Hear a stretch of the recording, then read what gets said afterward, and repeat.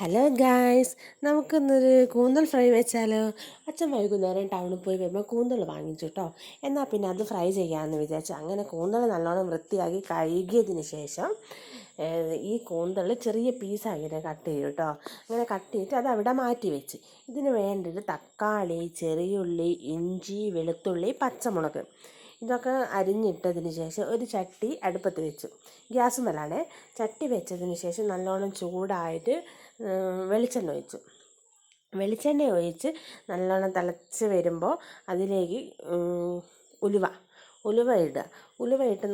ഉലുവ ഒന്ന് മൂത്ത് വരുമ്പോൾ അതിലേക്ക് ഇഞ്ചി വെളുത്തുള്ളി പേസ്റ്റ് അതിട്ട് നല്ലോണം മിക്സ് ആക്കുക. എന്നിട്ട് നമ്മുടെ ചെറിയുള്ളി ചെറുതാക്കി മുറിച്ചതിന് അതിലേക്കിട്ടിട്ട് നല്ലോണം വഴറ്റിയെടുക്കുക കേട്ടോ. അതിൻ്റെ ആ പച്ചപ്പൊക്കെ ഒന്ന് മാറി വരുമ്പോൾ നമ്മൾ ഈ തക്കാളി പച്ചമുളകും കൂടി ഇടുക. അതിട്ടിട്ട് നല്ലോണം മിക്സ് ആക്കുക. തക്കാളി നല്ലോണം മൂത്ത് വരണേ. അപ്പം നല്ലോണം മിക്സ് ചെയ്തതിന് ശേഷം ഇത് നമ്മുടെ മുളക് പൊടി ആവശ്യത്തിന് മുളക് പൊടി ഇടുക, മഞ്ഞൾപ്പൊടി ഇടുക, ഉപ്പിടുക. ഇത് മൂന്നും കൂടി ഇട്ടിട്ട് നല്ലോണം ഒന്ന് മിക്സ് ആക്കുക. വീണ്ടും നല്ലോണം മിക്സ് ചെയ്തിട്ട് നമ്മൾ കുറച്ച് വെള്ളം ഒഴിക്കുക.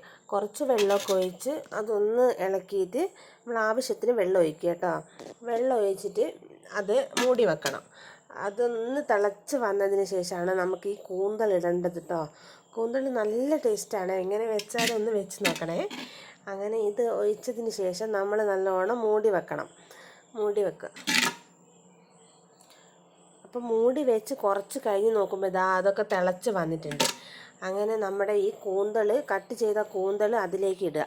അതിലേക്ക് ഇട്ടിട്ട് ഒന്ന് അപ്പം അധികം വെള്ളം ഒഴിക്കേണ്ട കേട്ടോ.